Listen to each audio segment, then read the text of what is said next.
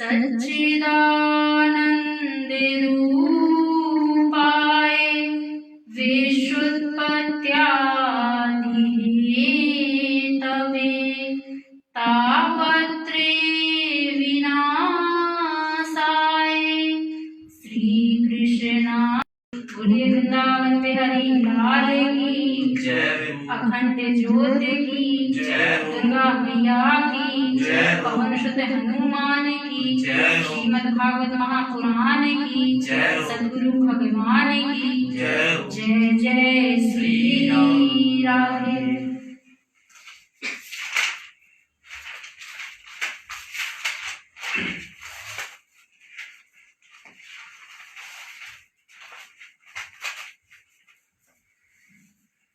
मैं आप सभी भक्तों के हृदय में बैठी हुई परमात्मा को प्रणाम करती हूँ। एक प्रार्थना आप सभी भक्तों से कि में कुछ मिठास हो और मैं ठाकुर जी की लीलाओं का वर्णन बहुत ही अच्छे तरीके से कर पाऊँ।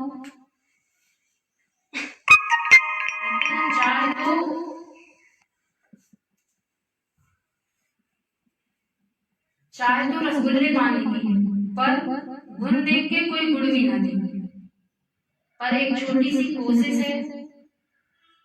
हमारे गुरु जी कहते हैं कि अगर संग का भला हो तो सब भला ही भला होता है। जैसा कि मैं आप सभी को अवगत कराऊं, आपके समक्ष जो मंचासीन मेरे जैसे तुच्छ प्राणी इस व्यास मंच पे बैठा हुआ है, मैं तो कहीं हूं ही नहीं। मैं तो उस परमात्मा के हाथों की बनाई हुई एक कठपुतली हूं। जैसा वो चाहे वैसा ही हम नाचेंगे। जीवन है तेरे हवाले मुरलिया वाले। सीताराम सीताराम सीताराम कहियो, जाहि विधि राखे राम ताहि विधि रहियो। जैसे वह परमात्मा हमें रखेगा वैसे ही हम रहेंगे। आज भागवत के प्रथम दिवस में प्रवेश करने से पहले मैं अपने गुरु जी का परम पूजनीय अर्चनीय वंदनीय श्री सूरज जी महाराज के हृदय में बैठे हुए परमात्मा को प्रणाम करती हूँ और अपने परम पूज्य भगवान का परिचय दिया। सच्चिदानंद रूपाय विश्वोत्पत्त्यादिहेतवे श्री कृष्णाय वयम्। कि जिन भगवान की हम कथा सुनने जा रहे हैं वह भगवान दिखते कैसे, उन भगवान का स्वभाव कैसा है और उन भगवान का कार्य क्या है, वह करते क्या है। शास्त्रों में भगवान के 3 स्वरूपों का वर्णन किया गया है, सत, चित और आनंद। सत किसे कहते हैं? जब हम किसी कथा में जाते हैं, सत्संग में जाते हैं तो पंडित जी जयकारा लगाते हैं और यदि आपका कोई साथ देगा तो सिर्फ वो परमात्मा है। उस प्रभु के अलावा दूसरा कोई नहीं है जो आपका साथ दे। मैं ये नहीं कहती कि परिवार में मत रहिए, दोस्तों के मध्य में मत रहिए, रिश्तेदारों के मध्य में मत रहिए, सब कुछ करिए, पर इन सब के साथ साथ उस परम पिता परमेश्वर को भूल जाना ये तो गलत है। अगर हमारा साथ कोई देगा तो सिर्फ वह परम पिता परमेश्वर जो कभी नहीं बदलता। जब हमारा जन्म नहीं हुआ था तब भी वे थे, हम हैं तब भी वे हैं, और जब हमारी मृत्यु हो जाएगी तब भी वे रहेंगे। तो सच क्या है? सच केवल वह परमात्मा है। सत्य किसे कहते हैं? इस बात को मानस स्पष्ट करती है। धर्म में न दूसरे सत्य समाना, आगम निगम पुराने बखाना। धर्म में न दूसरे सत्य समाना, आगम निगम पुराने बखाना। इस बात को मैं नहीं कहती, इस बात को पुराण कहता है कि सत्य से बड़ा दूसरा कोई और धर्म नहीं है। जो अब कलयुग में कोई सच का साथ नहीं देता, सच की राह में कोई नहीं चलना चाहता। सामने वाला व्यक्ति यदि आपकी भलाई के लिए कुछ कह रहा है तो वह बातें हमें बुरी लगती हैं। क्यों? क्योंकि वह सच बोल रहा है। और दूसरा व्यक्ति जो हमारे गलत रास्ते पे चलने के लिए हमें प्रोत्साहित करता है, तो वह व्यक्ति हमें सबसे अत्यधिक प्रिय होता है। क्यों? क्योंकि वह गलत बोल रहा है, पर वह हमें उस वक्त बहुत अच्छी लगती है बातें। सच कोई भी नहीं बोलना चाहता। हम कहते हैं कि भैया भजन कर लो, दिन में 11 माला मत करो, कम से कम 1 माला करो। तो कहते हैं कि अभी ये हमारी उम्र है माला करने की, अभी तो हमारी उम्र खेलने की है, कूदने की है, मौज मस्ती करने की है। तो ये बातें सामने वाले व्यक्ति को बुरी लगती है, पर वो फिल्म देखते हैं और फिल्मों में जो बातें कही जाती हैं वो बातें हमें बहुत अच्छी लगती हैं, और जो फिल्मों में बताया जाता है वो हम अपने जीवन में बहुत जल्दी उतार लेते हैं, और जो सच है वो बात खोलते हैं। तो उस मार्ग पर चलना कोई नहीं चाहता। क्यों? क्योंकि वह सत्य का मार्ग है। तो भगवान सिर्फ यदि इस दुनिया में, इस संसार में हम आए हैं और हमारा साथ कोई देगा तो सिर्फ वह परमात्मा, उनके अलावा दूसरा कोई नहीं है। सब मतलब ही है, मतलब के लिए आपके साथ रहेंगे, आपसे जुड़े रहेंगे। स्वार्थ लाभ करहि सब प्रीति, सुर नर मुनि सबकी यही। स्वार्थ है तो प्रेम ही प्रेम, और स्वार्थ खत्म तो राधे राधे। मैं जानता ही नहीं हूं कौन हूं, ऐसी दुनिया है। तो यह बाबा ने भगवान का पहला स्वरूप बताया है, सत्य। दूसरा स्वरूप बाबा ने बताया है चित्त। चित्त किसे कहते हैं हम? प्रकाश। रात्रि में यदि हमें किसी पुस्तक को पढ़ना है और उस पुस्तक को पढ़ने के लिए हमें किसी न किसी प्रकार के प्रकाश की आवश्यकता पड़ती है, चाहे वो बल्ब का हो, ट्यूब का हो, लालटेन का हो या टॉर्च का हो। किसी न किसी प्रकार के प्रकाश की आवश्यकता तो पड़ती है। बिना प्रकाश के हम वह पुस्तक को नहीं पढ़ सकते या किसी प्रकार का कोई भी कार्य नहीं कर सकते। पर उस परमात्मा को जो वहां से बैठे हमें भी देख रहे हैं, और जो व्यक्ति अमेरिका में बैठे हुए उन्हें भी देख रहे हैं, तो क्या उस परमात्मा को किसी भी प्रकार के प्रकाश की आवश्यकता है? क्योंकि वह स्वयं प्रकाश है, चित्त ही प्रकाश है। बाबा ने भगवान का दूसरा परिचय दिया चित्त से। व्यक्ति नहीं है जो कहते कि महाराज मैं सुखी हूँ। कोई तन दुखी, कोई मन दुखी, कोई धनवे न रहे। एक सेठ जी, करोड़ों की प्रॉपर्टी है उनके पास, लाखों रुपए महीने में टर्नओवर हो रहा है, पर भोजन में क्या करते हैं? मूंग के दाल के साथ सूखे फूले। उनसे कहती है महाराज सेठ जी, इतना वैभव होने के बाद भी माँ लक्ष्मी की इतनी बड़ी कृपा है आपके ऊपर, और आप भोजन में मूंग की दाल के साथ सूखे फुलके लेते हैं। तो कहते हैं महाराज वो क्या है ना कि कि अगर रोटी में घी चुपड़ के खा लूंगा तो ब्लड प्रेशर बढ़ जाएगा। कर लो बात।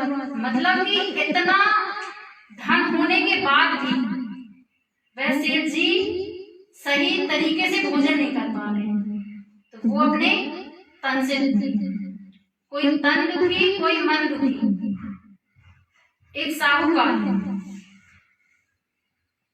उनके 8-10 बंगले हैं, कोठियां हैं, गाड़ियां हैं, फैक्ट्री है, 10-10, 20-20 नौकर चाकर हैं,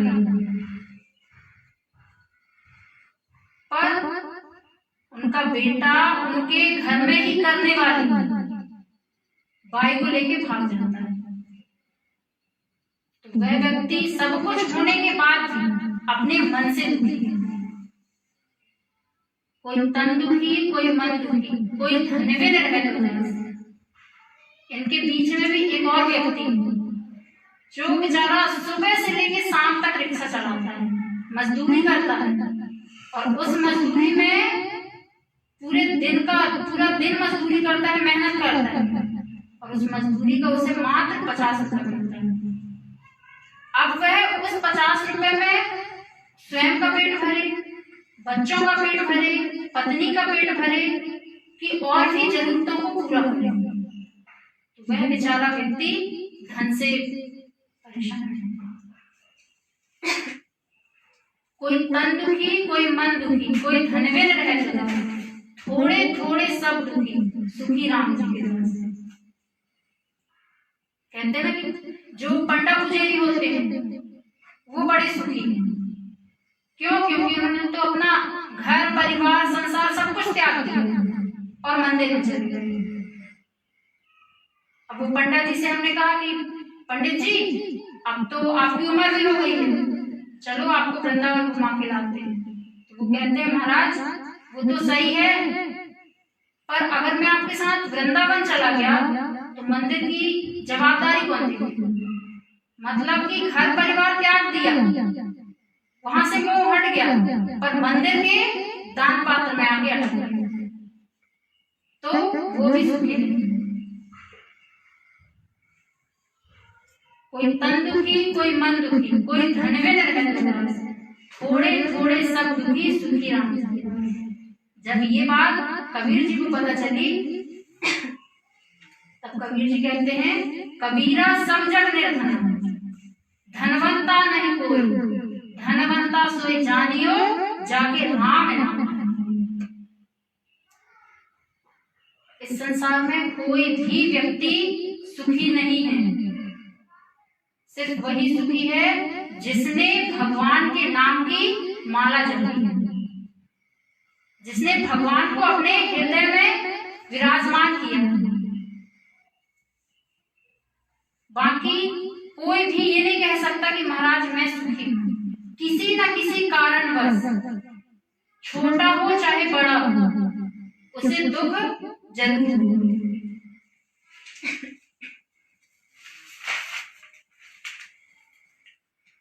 इस प्रकार बाबा ने भगवान के 3 स्रोतों का वर्णन किया। भगवान हमारे 3 प्रकार के तापों से हमें मुक्त करते हैं, दैहिक दैविक भौतिक ताप।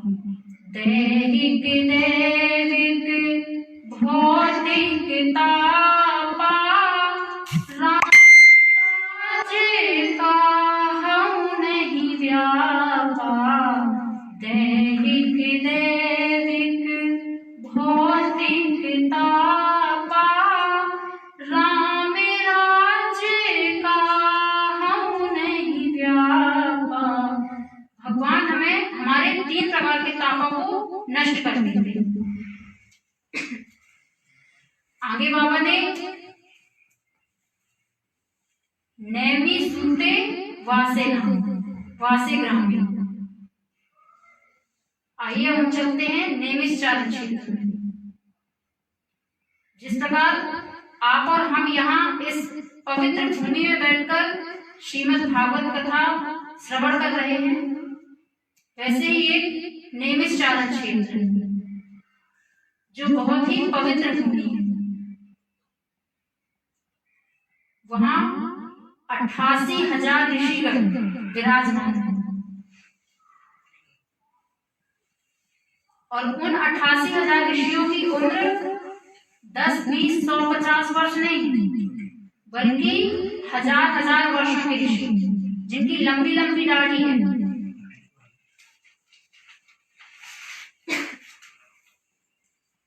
और ऐसे 88,000 ऋषि गण के मध्य में मात्र एक 20 वर्ष के संत का आगमन होता है और उन संत का नाम है श्री सूत जी महाराज। बोलिए श्री सूत जी महाराज की जय। जैसे ही श्री सूत जी महाराज उन 88,000 ऋषियों के मध्य में पहुंचे तो जो हजार वर्षों उम्र के ऋषिगण उन्होंने खड़े होकर श्री सूत जी महाराज का आगमन किया, उन्हें प्रणाम किया, दंडवत किया। ये देखकर श्री सूत जी महाराज को बड़ा अचंभव, क्यों? मान लीजिए एक बालक किसी बुजुर्ग का सम्मान करे तो इसमें कोई आश्चर्य की बात नहीं, पर अगर कोई बुजुर्ग किसी बालक का सम्मान करे, बालक के पैर छुए, तो ये तो आश्चर्य की बात है।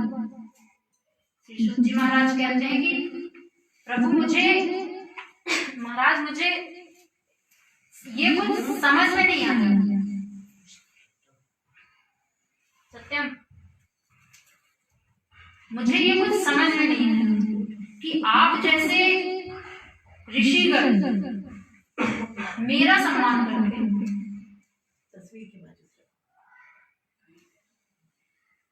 ऋषिगण कहते हैं कि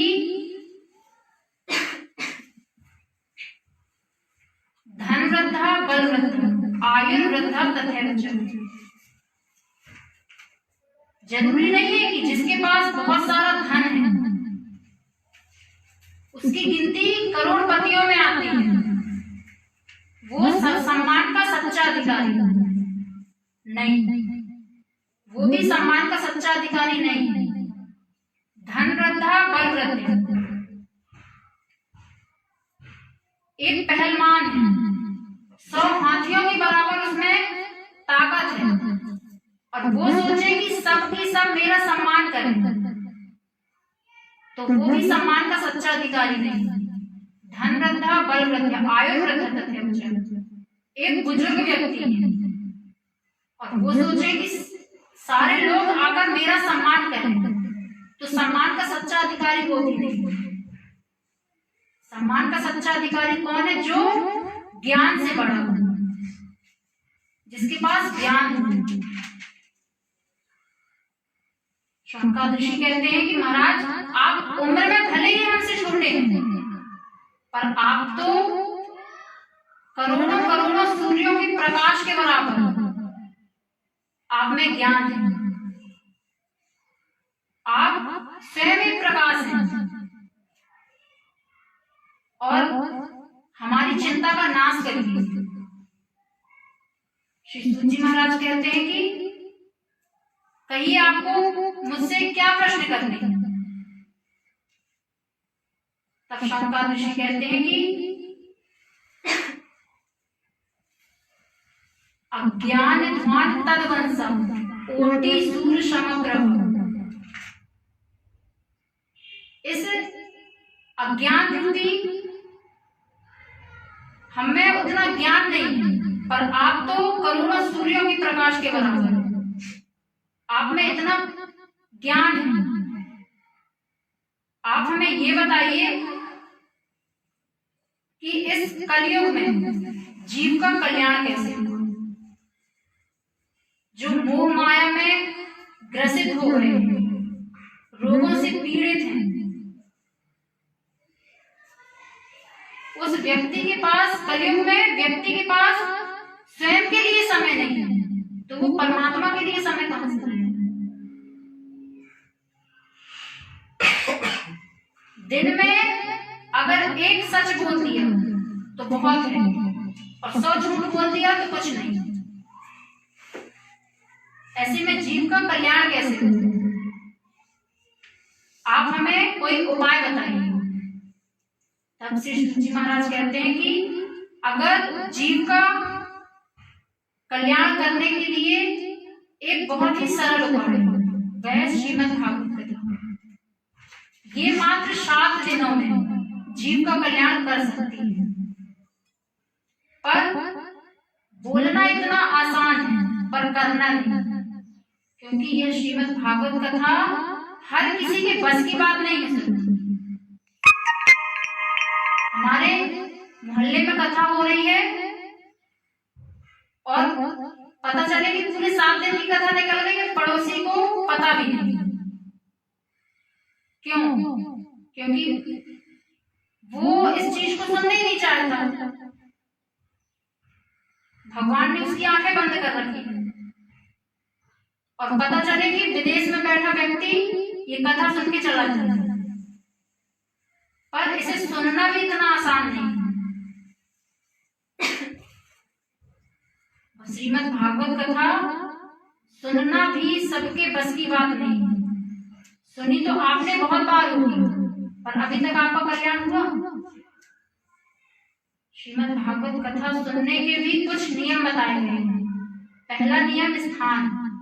कहते हैं कि जिस श्रीमद् भागवत कथा उस स्थान पे होती है जो स्थान पवित्र हो, या फिर जिस स्थान पे श्रीमद् भागवत कथा हो जाए वह भूमि पवित्र हो जाती है।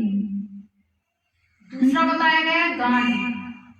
भागवत सुनते समय हमें अपनी जिह्वा को पवित्र करना चाहिए।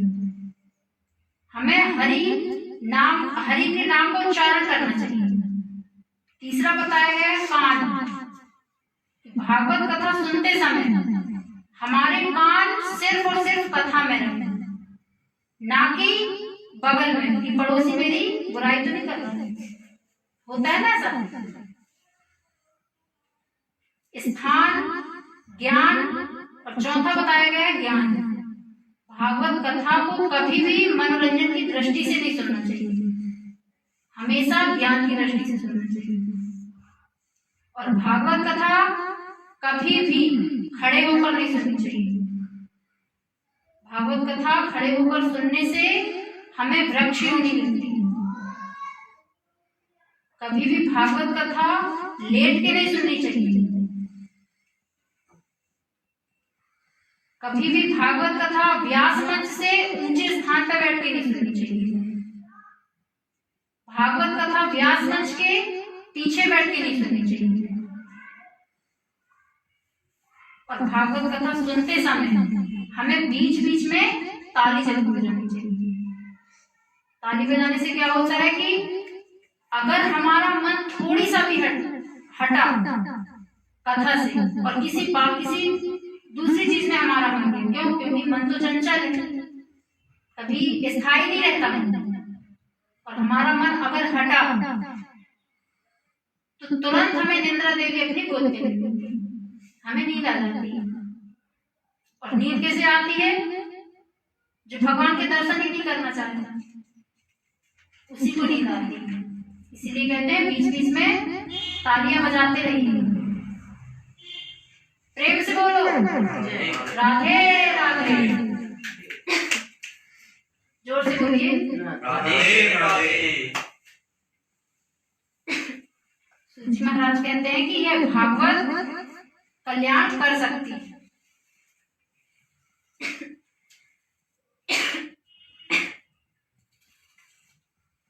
और श्री सूची महाराज कहते हैं कि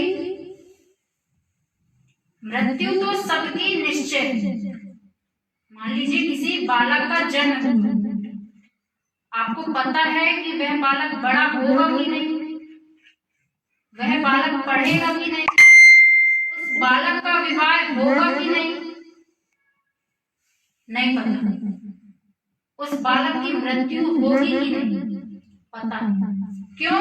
क्योंकि मृत्यु अटल है, निश्चय है। जन्म लिया है तो मृत्यु जरूर होगी। आज मैं आपको बैठकर यहाँ कथा सुना रही हूँ, कल कथा सुनाऊंगी नहीं सुना पाऊंगी इसकी गारंटी नहीं। आप कथा सुन रहे हैं, कल सुन पाए ना सुन पाए कोई गारंटी नहीं। तो मृत्यु निश्चय है। और जीव का सबसे बड़ा भय, सबसे बड़ा डर क्या है? मृत्यु। और पता है उस व्यक्ति को कि मुझे मरना है, इसके बाद भी वह व्यक्ति मृत्यु से डरता है। हम गाड़ी लेके रोड पे निकलते हैं और थोड़ी सा भी सामने वाली गाड़ी, सामने वाले का मतलब सामने वाली से गलती हो जाए या फिर हमारा ध्यान भटक जाए तो घबरा जाते हैं, सांसें फूलने लगती हैं हमारी, अरे कुछ हुआ तो नहीं, बच गया, और भगवान को याद करने लगता है। क्यों? क्योंकि उस व्यक्ति को पता है कि मुझे मरना है, इसके बाद भी उसे इस चीज से भय है, वो भगवान को याद करता है। पर जब वही व्यक्ति गलत कार्य करता है तब वह सिर्फ आजू बाजू देखता है, अरे कोई देख तो नहीं रहा है, पर वह यह भूल जाता है कोई देखे ना देखे, वो परमात्मा तो सबको देख रहा है, उसकी दृष्टि तो हर एक व्यक्ति पे है। तो हम गलत कार्य करते समय ये क्यों भूल जाते हैं? जीव का सबसे बड़ा भय मृत्यु है और सबसे बड़ा सच मृत्यु। हमारा जन्म हुआ है तो मृत्यु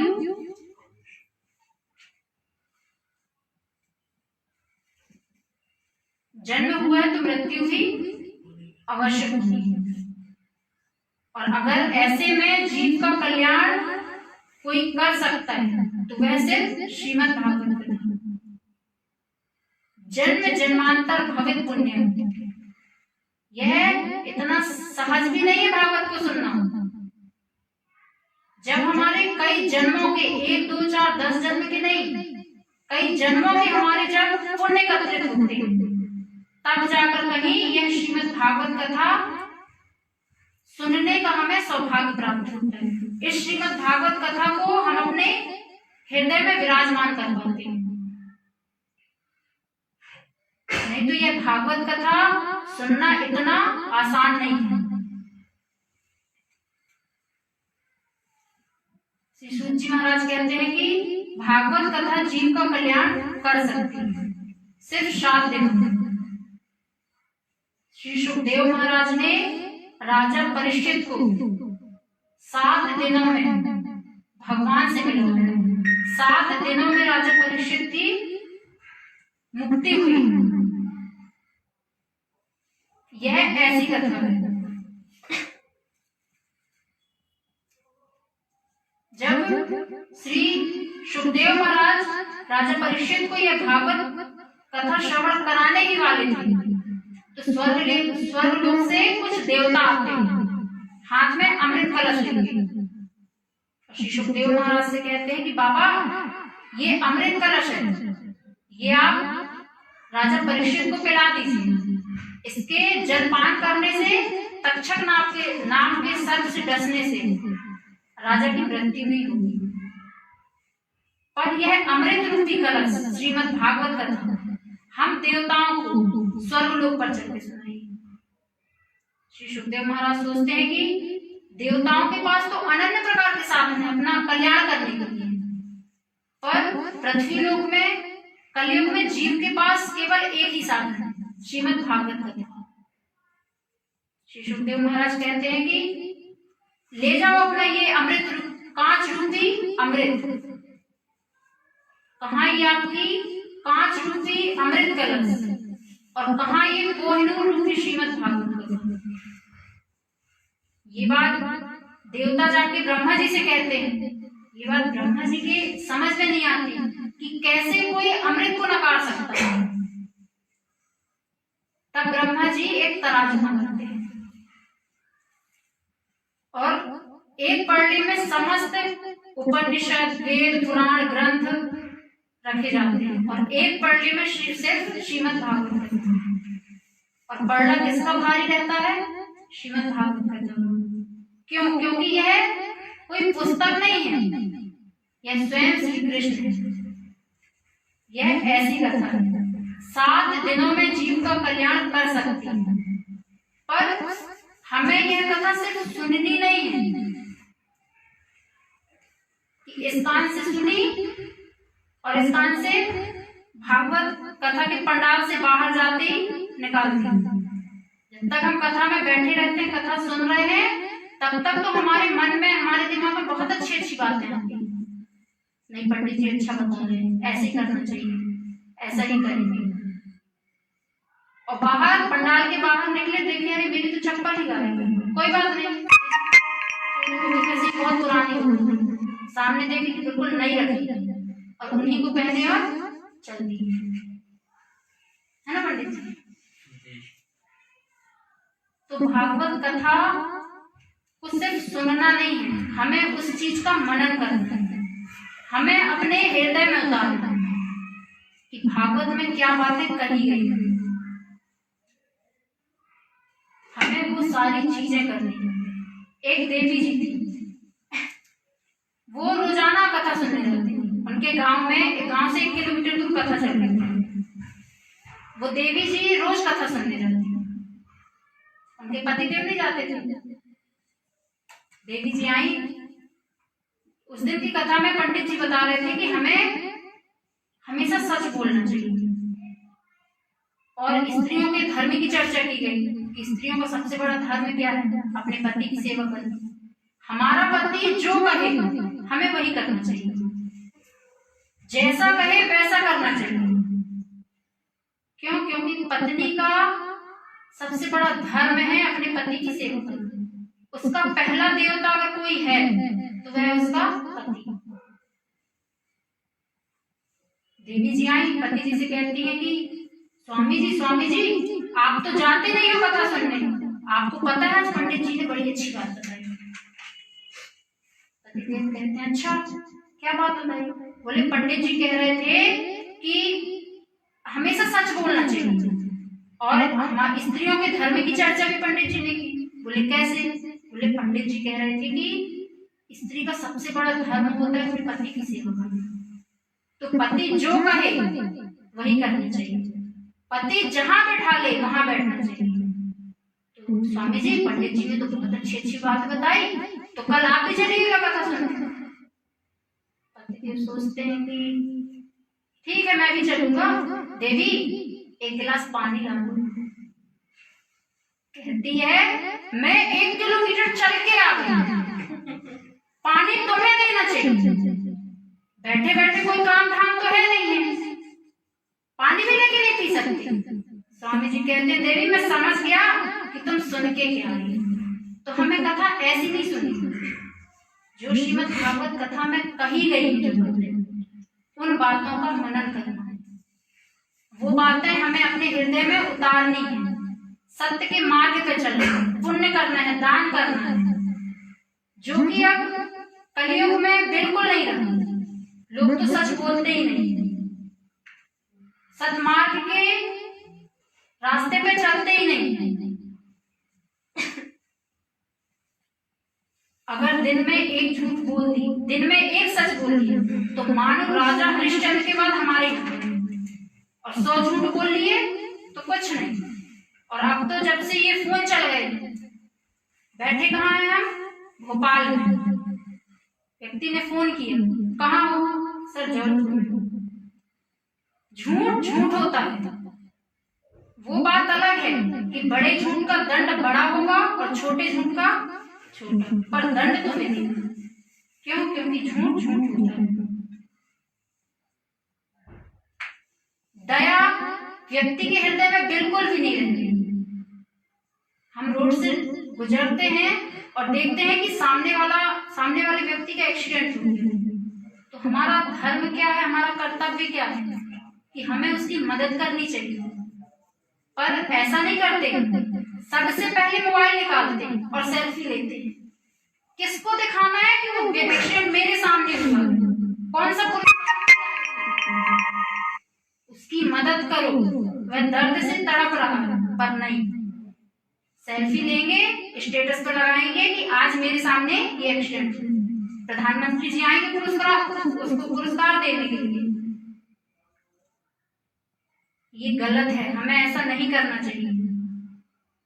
तो भागवत कथा सुनने के जो नियम बताए गए हैं, उन नियमों के साथ हमें श्रीमद् भागवत कथा सुननी चाहिए। जो बातें कही गई उन बातों का मनन करना चाहिए, वो बातें हमें अपने हृदय में उतारनी चाहिए। शौनकाद ऋषि पूछते हैं कि महाराज ये बताइए कि यह कथा सबसे पहले किसने किससे कही? तब श्री शुक जी महाराज कहते हैं कि यह कथा सबसे पहले शौनकाद ऋषियों ने नारद जी से कही। शौनकाद ऋषि कौन? ब्रह्मा जी के 4 पुत्र, सनक, सनंदन, सनातन और सनत कुमार। इन चारों पुत्रों को शौनकाद ऋषि के नाम से जाना जाता है। शौनकाद ऋषि कहते हैं कि यह कथा सबसे पहले शौनकाद ऋषियों ने नारद जी से कही। बोले एक बार नारद जी ने पृथ्वी लोक की बड़ी प्रशंसा सुन रखी थी। बड़े बड़े राजा हैं, ऋषि हैं, सती अनसुईया है, राजा हरिश्चंद्र है। तो नारद जी ने जब पृथ्वी लोक की प्रशंसा सुनी तो वह भ्रमण के लिए निकले, पृथ्वी लोक में भ्रमण करने के लिए निकले। और भ्रमण करते करते वह हरिद्वार पहुंचे। तब उनकी भेंट शौनकाद ऋषि से हुई। शौनकाद ऋषि कहते हैं कि अरे नारद जी, आपके चेहरे पे ये उदासी के भाव कैसे? आपके दर्शन जिस व्यक्ति को हो जाए, अगर वह व्यक्ति अपने दुख से दुखी है, अपने दर्द से रो रहा है, और वह व्यक्ति आपके दर्शन कर ले तो वह प्रसन्न हो जाता है। और आज आपके चेहरे पे इतना उदासी। तब नारद जी कहते हैं कि मैंने पृथ्वी लोक की बड़ी प्रशंसा सुन रखी थी। यहाँ राजा हरिश्चंद्र है, सती अनसुईया है, बड़े बड़े ऋषि हैं, और मैंने यहाँ बिल्कुल विपरीत देखा। बोले मतलब? बोले जब मैं पृथ्वी लोक का भ्रमण कर रहा था तब मैंने देखा कि घर घर में कलह हो रही, भाई भाई से झगड़ रहा है, बेटा माँ बाप को वृद्धाश्रम भेज रहा है, कन्या ना तो गर्भ के अंदर सुरक्षित है, भ्रूण हत्या हो रही है, और ना ही कन्या गर्भ के बाहर सुरक्षित है। स्त्रियों पे अत्याचार हो रहा है। ये कलयुग का प्रभाव है। और ये सब देखते देखते जब मैं वृंदावन पहुंचा, यमुना नदी के तट पर, तो मैंने देखा कि वहां एक बहुत बड़ा सिंहासन लगा हुआ है, और उस सिंहासन में एक स्त्री बैठी हुई है, मानो कोई देवी हो। तब शौनकाद ऋषि कहते हैं तो आपने पूछा नहीं? अब हम सबको पता है कि नारद जी ब्रह्मचर्य का पालन करते हैं, और जो ब्रह्मचर्य का पालन करते हैं वो इतने जल्दी स्त्रियों से बात नहीं करते। बोले मैं वहां से गुजर ही रहा था, तब उस स्त्री ने कहा भो साधु। अरे नारद जी जरा रुकिए, तो आपके तो दर्शन मात्र से जीव का कल्याण हो, मेरी चिंता का नाश करिए। तब नारद जी पूछते हैं कि देवी तुम कौन हो? तब वह देवी कहती है कि मेरा नाम भक्ति है। बोले ये जो 2 वृद्ध पुरुष तुम्हारी जगहों पर लेटे हुए ये कौन है? बोले ये दोनों मेरे ही पुत्र हैं, ज्ञान और वैराग्य। बोले ये बात कुछ समझ में नहीं आई कि माँ अभी भी युवती है और पुत्र बुजुर्ग हो चुके, वृद्ध हो चुके। नारद जी कहते हैं कि देवी आप हमें विस्तार से बताइए कि बात क्या है। तब भक्ति कहती है कि नारद जी मेरा जन्म दक्षिण भारत में और मेरा परिपालन गुजरात में। भक्ति दक्षिण भारत में जन्म लेती है और गुजरात में भक्ति का परिपालन होता है। गुजरात में आचार विचार शुद्ध होते हैं,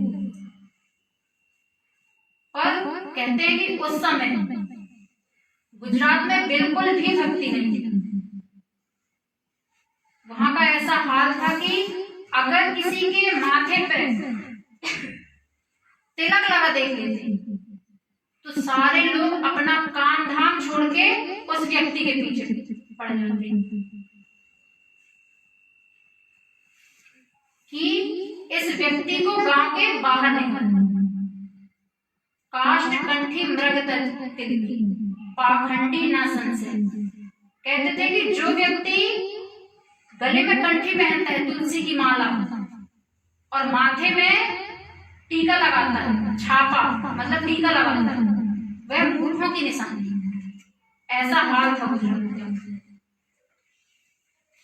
तो गुजरात पहुंचकर मैं वृद्ध हो गई, पर वृंदावन पहुंचकर मैंने अपनी यौवन अवस्था पुनः प्राप्त की।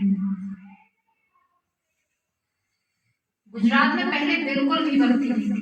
अगर गुजरात में किसी ने भक्ति का बीज रोपण किया है तो वह है नरसिंह जी, गुजरात के पहले भक्त। आप इतिहास उठा के देख सकते हैं, नरसिंह जी से पहले गुजरात में दूसरा कोई भक्त नहीं था। भक्ति कहती है कि मैं गुजरात पहुंचकर वृद्ध हो गई, पर वृंदावन पहुंचकर मैंने अपनी यौवन अवस्था पुनः प्राप्त की। क्यों? क्योंकि वृंदावन में भक्ति नित्य करती है, इतनी भक्ति है वृंदावन में। पर जो मेरे दो पुत्र हैं ज्ञान और वैराग्य, इनको चाहने वाला आज भी कोई नहीं। तब नारद जी शौनकाद ऋषि कहते हैं तब तो आपने कोई मंत्र नहीं बोले, कोई श्लोक नहीं बोले। नारद जी कहते हैं कहे ना, पर जब तक मैं कहता वह अचेतन अवस्था में आ जाते, होश में आ जाते, और जैसे ही मेरा मंत्र समाप्त होता वह पुनः बेहोश हो जाते। तब शौनकाद ऋषि कहते हैं तो आप उन्हें श्रीमद् भागवत कथा कराइए, सप्तारायण 7 दिवस की। बोले भक्ति ज्ञान और वैराग्य तो वृंदावन में है और हम हरिद्वार के तट पे हैं। नारद जी कहते हैं कि महाराज आप ही कर दीजिए। तब शौनकाद ऋषि हरिद्वार के तट पे श्रीमद् भागवत कथा करते हैं। देखिए भक्ति ज्ञान और वैराग्य तीनों वृंदावन में, और भागवत कथा कौन सुन रहा है? नारद जी। नारद जी कहते हैं कि महाराज मुझे ये बात समझ में नहीं आई। बोले ये भागवत कथा है ही ऐसी, जैसे श्रीमद् भागवत कथा प्रारंभ होती है, भक्ति ज्ञान और वैराग्य, जो ज्ञान और वैराग्य नेत्र भी नहीं खोल पा रहे थे, वही ज्ञान और वैराग्य नित्य करते हुए वृंदावन से हरिद्वार के तट पर पहुंचते हैं। यह ऐसी भागवत कथा है। और कहते हैं ना कि अगर ज्ञान की चर्चा ज्ञानी के साथ रहेंगे तो ज्ञान मिलेगा, कलाकार के साथ रहेंगे तो कला मिलेगी सीखने, और किसी जुआरी के साथ रहेंगे तो क्या सीखेंगे? जुआ खेलना। दारू पीने वाले के साथ रहेंगे तो दारू पीना सीखेंगे। वैसे ही अगर हम किसी भक्त की कथा सुनते तो हमें हमारे अंदर भक्ति आती है। वैसे ही एक ठाकुर जी के परम भक्त थे रसखान जी। रसखान जी शायद आप लोग जानते होंगे, 9वीं 10वीं की कक्षा में हिंदी की पुस्तक में उनके पद आते थे, रसखान के पद। ये वही रसखान जी, और नाम से ही समझ में आ रहा है कौन थे, मुसलमान थे। वो हमारे ठाकुर जी के परम भक्त थे। उनकी एक आदत थी कि जब भी वे काम पे जाते तो एक पान वाले की दुकान पे जाते थे। रसखान जी रोजाना की तरह पान वाले की दुकान पे पहुंचते हैं और देखते हैं कि आज पान वाले ने अपनी दुकान बहुत ही बढ़िया तरीके से सजा रखी है।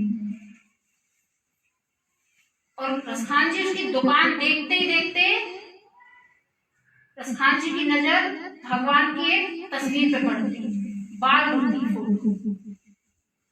कहते कितना सुंदर बालक है, अरे इसके नेत्र तो देखो, इसका मोर मुकुट देखो, इसकी पैजनियां देखो। और देखते ही देखते रसखान जी की नजर भगवान के चरणों में पड़ती है।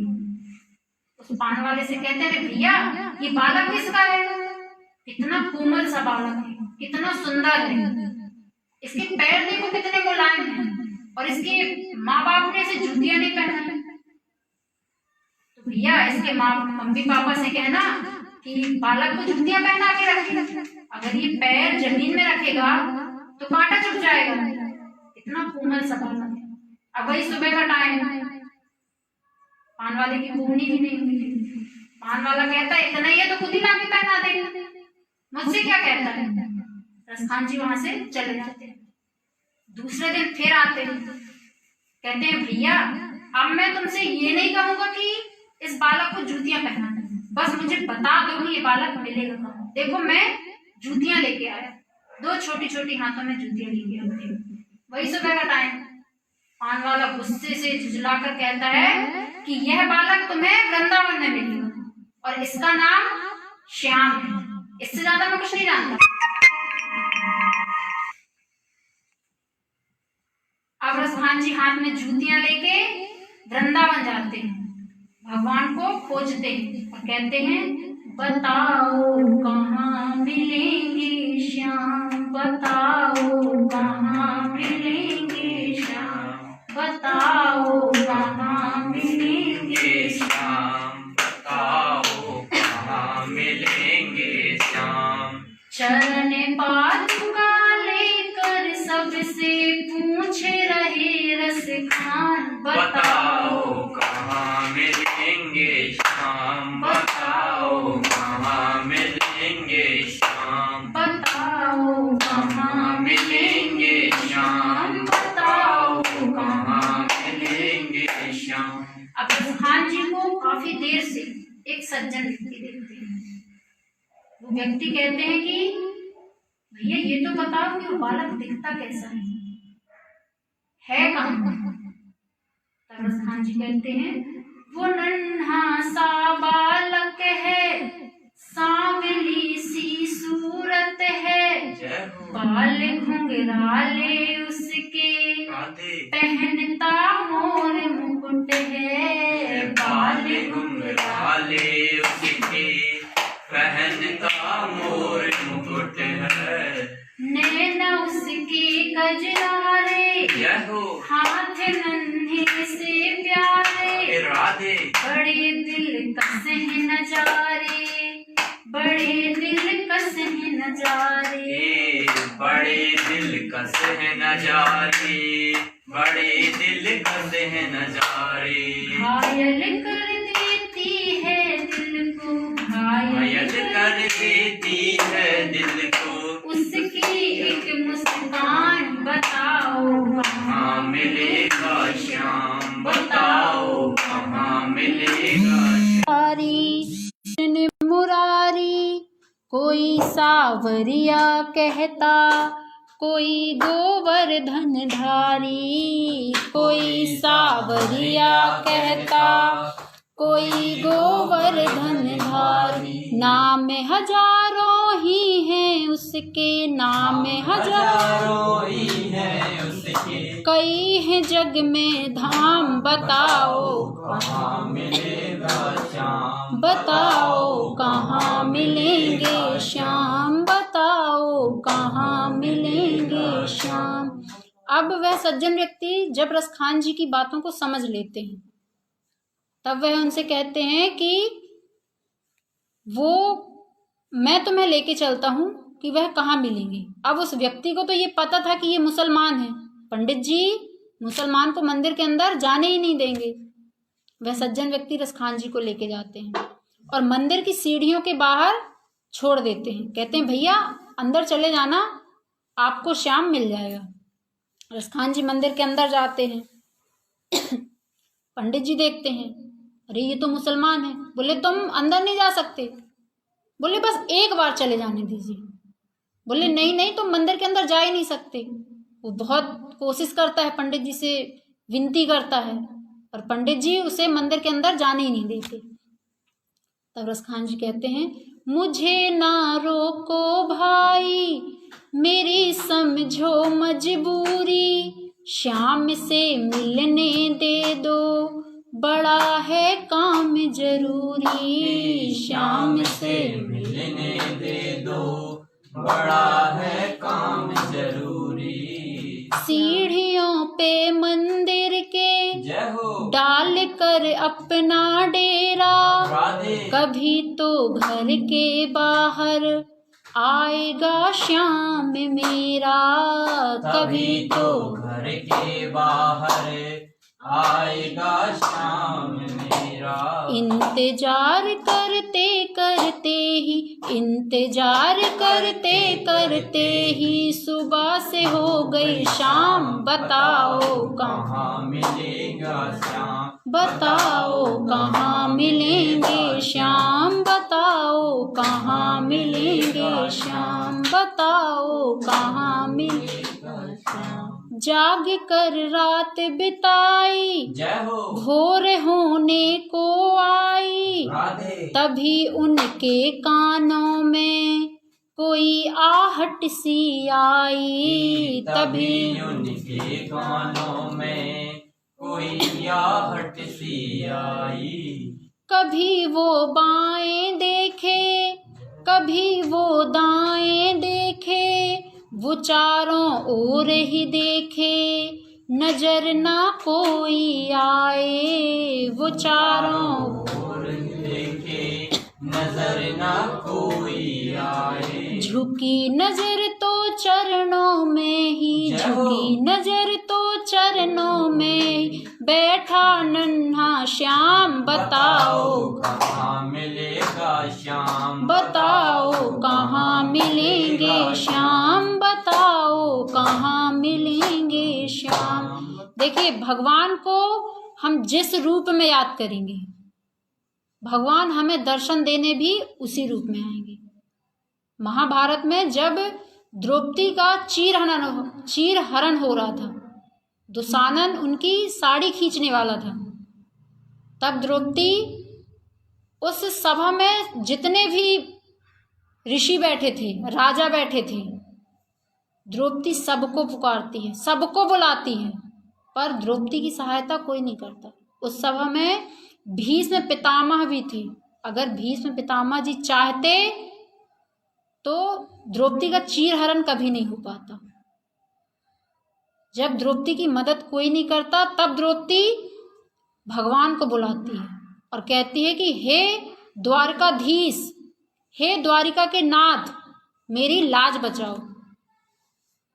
तब भगवान जब द्रौपदी के पास आते हैं तो द्रौपदी जी कहती हैं कि क्यों रे कन्हैया, तू इतने देर से क्यों आया?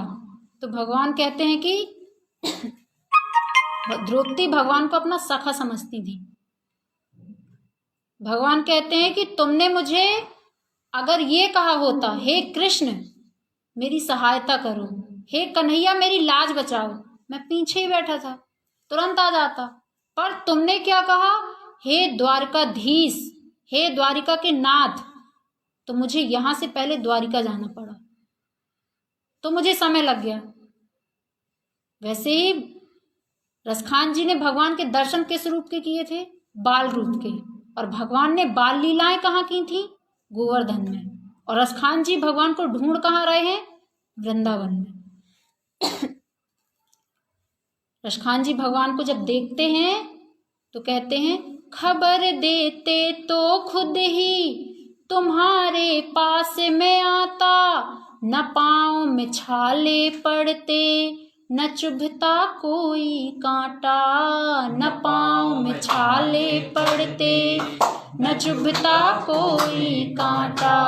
भगवान कहते हैं कि तुमने मेरे दर्शन भी किए तो बाल रूप के, मैंने बाल लीलाएं तो गोकुल में की, और तुम मुझे ढूंढ रहे हो वृंदावन में, और तुमने ऐसी तस्वीर के दर्शन किए जिसमें मैंने जूतियां नहीं पहन रखी थी।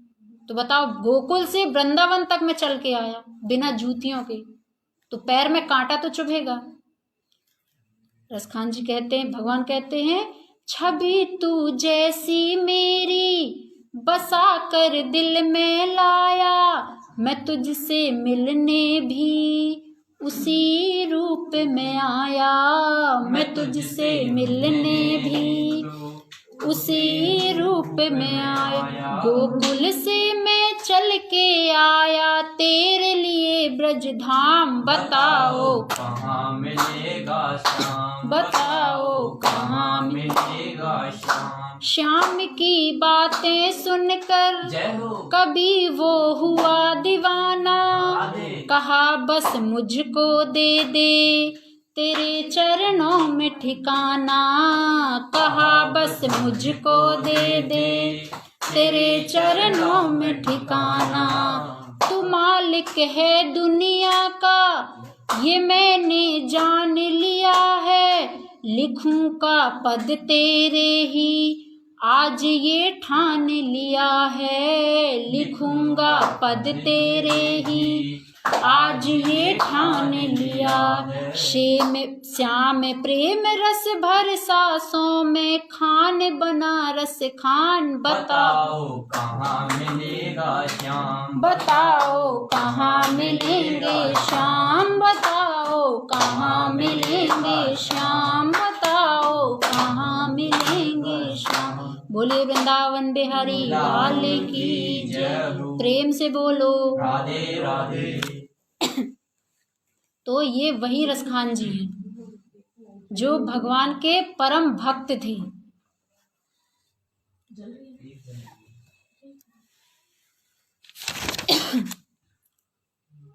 भक्ति, ज्ञान और वैराग्य तीनों हरिद्वार के तट पर बैठकर श्रीमद् भागवत कथा सुनते हैं।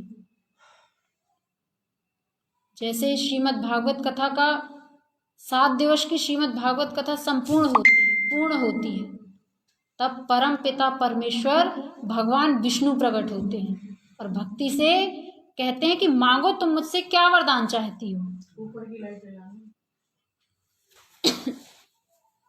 तब भक्ति कहती है, भगवान ज्ञान और वैराग्य को उनकी यौवन अवस्था देते हैं। तो भक्ति कहती है, प्रभु यदि आप मुझे कुछ देना ही चाहते हैं तो बस एक वरदान दे दीजिए। मुझे ऐसा वरदान दीजिए कि जो भी मुझे भक्ति के माध्यम से आपको बुलाएगा, जो भी मेरे माध्यम से आपको अपने घर पे बुलाएगा, किसी भी क्षण, चाहे वह कितना धनवान व्यक्ति क्यों ना हो और चाहे वह कितना भी दरिद्र क्यों ना हो, अगर वो आपको भक्ति के माध्यम से, मेरे माध्यम से आपको बुलाएगा तो आप उसे दर्शन देने अवश्य जाएंगे। चाहे वह कितना भी ऊंचे से ऊंचे कुल का हो, चाहे वह कितना भी नीच से नीच कुल का हो, यदि वह व्यक्ति भक्ति के माध्यम से आपको बुलाएगा तो आप उसे दर्शन देने अवश्य जाएंगे।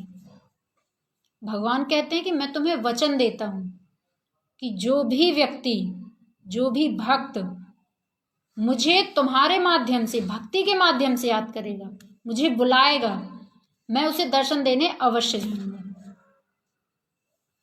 तब भक्ति, ज्ञान और वैराग्य तीनों नित्य करते हैं और भजन करते हैं। और अगर आप चाहते हैं कि भगवान हमारे यहाँ भी आए तो 2 मिनट का भजन हम भी करते हैं प्रेम से तालियों के साथ। गोविंदे बोलो हरि गोपाल बोलो, गोविंदे बोलो हरि गोपाल बोलो, गोविंदे बोलो हरि गोपाल बोलो, गोविंदे बोलो हरि गोपाल बोलो, गोविंदे बोलो हरि गोपाल बोलो, गोविंदे बोलो हरि गोपाल बोलो। श्री राधा रमण हरि गोविंद बोलो, श्री राधा रमण हरि गोविंद बोलो, श्री राधा रमण हरि गोविंद बोलो, श्री राधा रमण हरि गोविंद बोलो, गोविंद बोलो हरि गोपाल बोलो, गोविंद बोलो हरि गोपाल बोलो, गोविंद बोलो हरि गोपाल बोलो। बोलिए वृंदावन बिहारी लाल की जय। प्रेम से बोलो राधे राधे। राधे राधे बोलती रहा करिए, इसी में सार है। नारद जी ने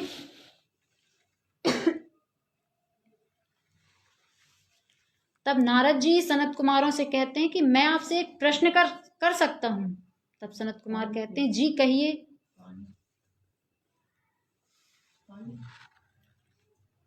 बोले पूछिए। तब नारद जी तब नारद जी ने कहा यदि कोई भक्त व्यक्ति श्रीमद् भागवत कथा को सुने और उसका कल्याण हो तो इसमें कोई आश्चर्य की बात नहीं है। यदि जिस व्यक्ति ने अपने पूरे जीवन में सिर्फ पुण्य किए हों, ऐसा व्यक्ति अगर श्रीमद् भागवत कथा को सुने और उसे मोक्ष की प्राप्ति हो, इसमें कोई आश्चर्य की बात नहीं है।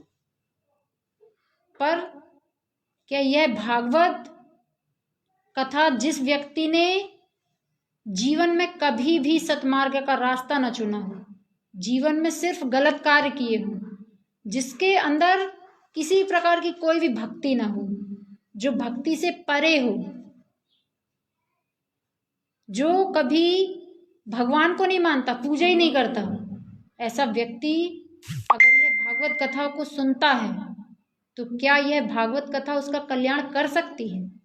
मुझे इस बात का जवाब दीजिए। तब सनत कुमार कहते हैं कि यह भागवत कथा ऐसी कथा है कि जिस व्यक्ति ने अपना पूरा जीवन दुराचार में, पाप कर्म में लगा दिया हो, जिसने अपने माता पिता पे अत्याचार किए हों, अपने माता पिता को पीड़ित किया हो, पराई स्त्री के साथ संग किया हो, चोरियां की हो, और ऐसा व्यक्ति अगर श्रीमद् भागवत कथा को सुनता है तो उस व्यक्ति का भी यह भागवत कथा कल्याण कर सकती है। वह व्यक्ति नरक लोक नहीं जाएगा, इस बात की गारंटी है। और यह भागवत कथा तो ऐसी कथा है जो जिस व्यक्ति ने जन्म से लेके सिर्फ गलत कार्य किए हैं, पाप किए हैं, और गलत कार्य करते करते, पाप करते करते उसकी मृत्यु हो गई हो, और वह पापी व्यक्ति भी अगर यह श्रीमद् भागवत कथा को सुनता है, उसकी मृत्यु के बाद वह एक प्रेत योनि बन जाता है, प्रेत के रूप में भटकता है, और उसके रूप से अगर उसके परिवार वाले यह श्रीमद् भागवत कथा उसे श्रवण कराते हैं, सुनवाते हैं, तो वह व्यक्ति भी प्रेत योनि से मुक्त हो सकता है। यह ऐसी कथा है। तो यह भागवत कथा कल्याण कर सकती है। तब नारद जी कहते हैं कि ये बात मुझे समझ में नहीं आई, आप मुझे विस्तार से बताइए। तब सनत कुमार कहते हैं कि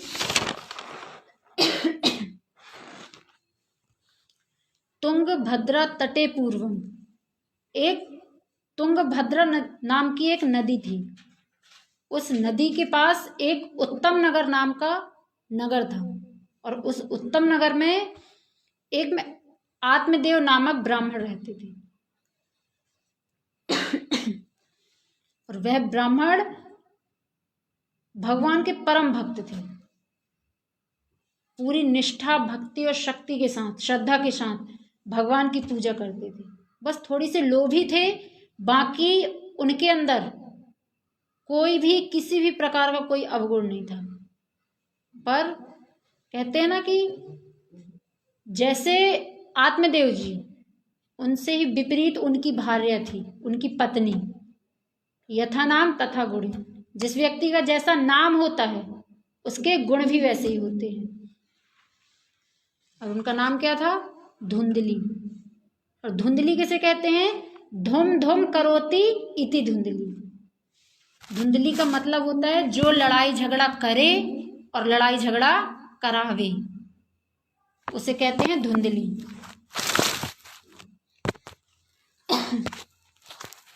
आत्मदेव जी, धुंधली देवी का एक ही काम था, जब तक पतिदेव घर पे हैं, आहा, मानो कि सती अनसुईया के बाद अगर कोई पतिव्रता नारी है तो सिर्फ धुंधली। और जैसे ही पतिदेव ने अपना झोला झंगाड़ लिया और मंदिर पहुंचे तो धुंधली देवी का काम शुरू, जाकी बुराई वासे और बाकी बुराई जासे। किसी का भी मजाक बना लेना, किसी को भी देख के हंस देना, किसी का भी किसी से झगड़ा करा देना, ये काम होते हैं धुंधली देवी के। आप लोग देख लीजिएगा, शायद अगर आप लोगों के मोहल्ले में हो कोई तो बच के रहिएगा ऐसे लोगों से।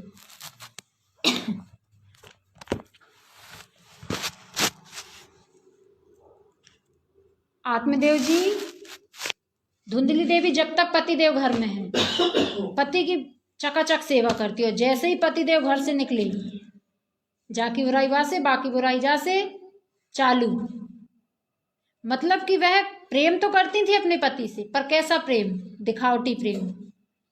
और भगवान को दिखावा बिल्कुल भी पसंद नहीं है। इस चीज को मानस स्पष्ट करती है।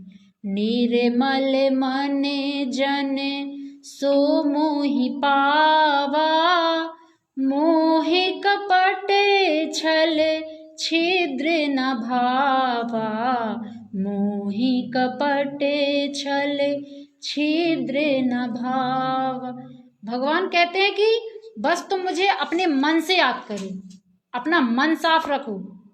आपने बाहर से तो चकाचक कपड़े पहन लिए, अच्छे अच्छा तैयार हो गए, और मन आपका काला है, ये भगवान को प्रिय नहीं है। भगवान को निर्मल मन प्रिय है, मन साफ होना चाहिए।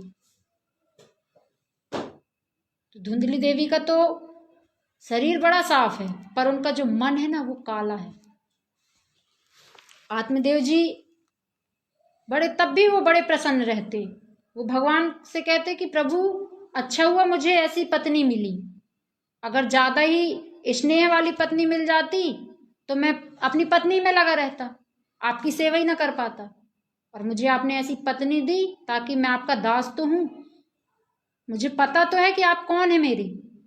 और मेरी पत्नी अगर ज्यादा ही प्रेम वाली होती तो मैं तो आपको भूल ही चुका होता। बस आत्मदेव जी एक बात से बड़े दुखी थे कि उनके कोई संतान नहीं थी, और उनके घर में एक गाय थी, वो भी बांझ हो चुकी थी। आत्मदेव जी के घर में तुलसी का वृक्ष है। आत्मदेव जी रोज उस तुलसी में जल अर्पण करते हैं, तब भी वह तुलसी सूख जाती है, बिरवा नहीं देती। ये सोच सोच के आत्मदेव जी बड़े परेशान। और कहते हैं ना कि कभी कभी पड़ोसी भी हमें बड़े अच्छे मिल जाते हैं, पड़ोसियों का आना चालू हो गया। आपके जो कर्म है ना, आपके कर्म बड़े बुरे हैं। आपके जो पुरोहित हैं वो आपसे प्रसन्न नहीं है, आपके जो पितृ हैं वो आपसे प्रसन्न नहीं है, इसीलिए आपके घर में कोई पुत्र नहीं है, निसंतान है आप। इसलिए आपके घर में जो गाय है वह गाय भी बांझ हो चुकी है। आपके घर में तुलसी का वृक्ष तो है, आप उसे रोज जल देते हैं, पर वह तुलसी बिरवा नहीं देती। क्यों? क्योंकि भगवान आपसे प्रसन्न नहीं है। दिन रात आप भगवान की पूजा करते हैं, तब भी भगवान आपके साथ ऐसा क्यों करता है? क्योंकि भगवान आपसे दुखी है, क्रोधित है, प्रसन्न नहीं है भगवान आपसे। अब आत्मदेव जी बड़े दुखी रहने लगे, और एक दिन आत्मदेव जी ने निश्चय कर लिया कि मैं अपने प्राणों को त्याग दूंगा। और आत्मदेव जी तुंगभद्रा नदी के तट पे पहुंचते हैं, और नदी में कूदने ही वाले रहते हैं कि एक साधु उन्हें देख लेता है। और जैसे ही साधु आत्मदेव जी को देखते हैं, कहते हैं कि अरे ब्राह्मण देव, ये तुम क्या कर रहे हो? मैंने तुम्हारे माथे की लकीरें देखी हैं, तुम एक विद्वान ब्राह्मण मालूम पड़ते हो। तब आत्मदेव जी उन साधु के चरणों में गिर जाते हैं और जोर जोर से रोने लगते हैं। कहते हैं प्रभु, मेरे जो पौत्र हैं वो मुझसे संतुष्ट नहीं हैं, जो मेरे पितृ हैं वो मुझसे संतुष्ट नहीं हैं। भगवान की मैं दिन रात सेवा करता हूं, पर भगवान मुझसे संतुष्ट नहीं है। बोले ऐसा क्यों बोल रहे हो? बोले कि मेरे कोई संतान नहीं है, और मेरे कोई संतान नहीं है तो जब मेरी मृत्यु होगी, तो जब मेरा पिंडदान मेरा पुत्र नहीं कर सकता, तो मुझे मुक्ति कैसे मिलेगी? मेरे घर में गाय है, वह गाय बांझ हो चुकी है। तुलसी का वृक्ष है, वह विरवा नहीं देता है। और मेरे कोई पुत्र नहीं है। कहते हैं ना कि हिंदू धर्म में बताया गया है कि अगर किसी पुत्र के हाथ से, किसी बेटे के हाथ से एक पिता का अंतिम संस्कार कराया जाए, पिंडदान करता है, जब तक बेटा पिंडदान नहीं करता तो पिता को मोक्ष नहीं मिलता, कहते हैं ना हिंदू धर्म में। तब आत्मदेव जी कहते हैं कि मेरी तो मुक्ति नहीं हो सकती क्योंकि मेरे कोई पुत्र नहीं है, मेरे कोई बेटा नहीं है। तब वह साधु आत्मदेव जी को बहुत समझाते हैं और कहते हैं कि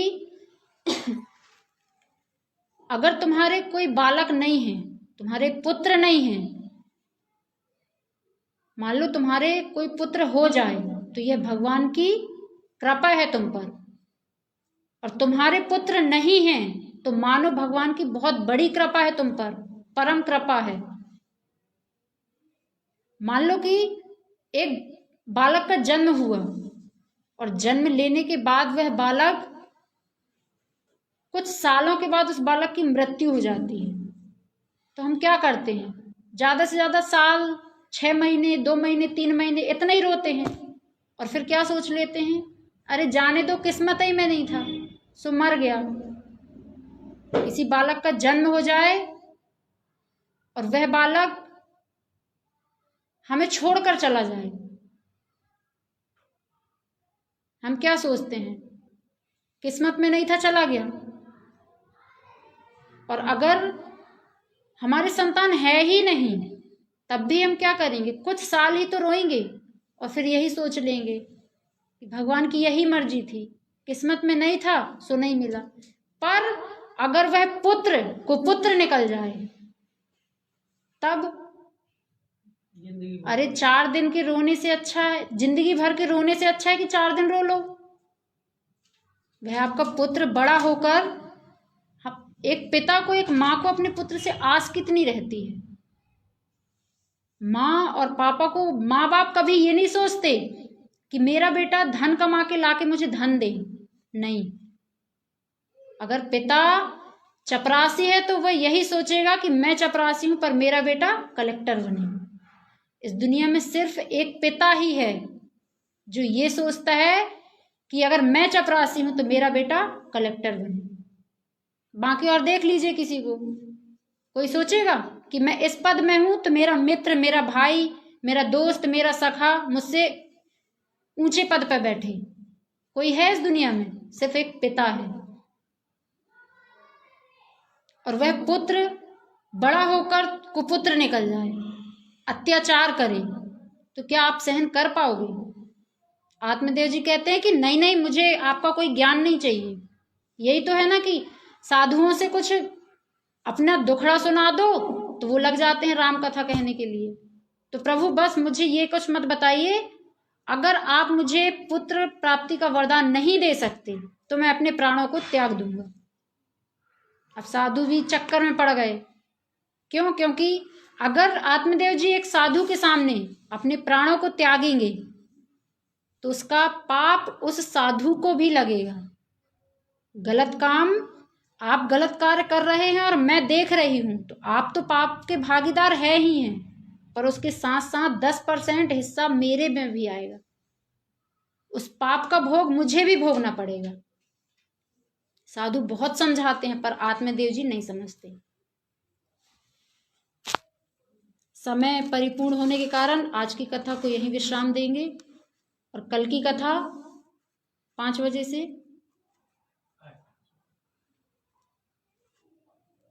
2 मिनट का भजन करते हैं। जीवन है तेरे हवाले मुरलिया वाले, जीवन है तेरे हवाले मुरलिया वाले, जीवन है तेरे हवाले मुरलिया वाले, जीवन है तेरे हवाले मुरलिया वाले, बाके मुरलिया वाले प्यारे बसुरिया वाले, बाके मुरलिया वाले प्यारे बसुरिया वाले, बाके मुरलिया वाले प्यारे बसुरिया वसुरिया वाले, बाके मुरलिया वाले, प्यारे वसुरिया वाले, जीवन